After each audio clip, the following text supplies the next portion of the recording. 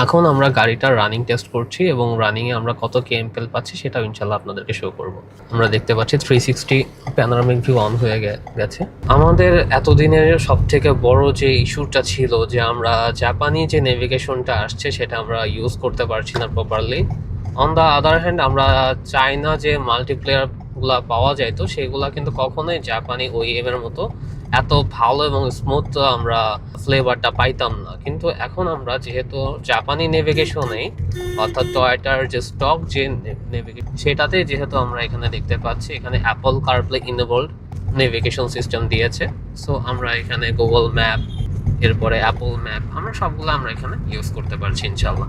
আমরা এখন যথেষ্ট বিজি রোডের মধ্যে আমরা চলছি, এটা হাইওয়ে না। এই সময়টাতে আরো বেশি ভিড় থাকার কথা। আমরা এখন কেএমপিএল পাচ্ছি, যদি আমরা অডিওমিটারটা যদি ভালো মতো দেখাই তাহলে 17.5 কেএমপিএল পাচ্ছি।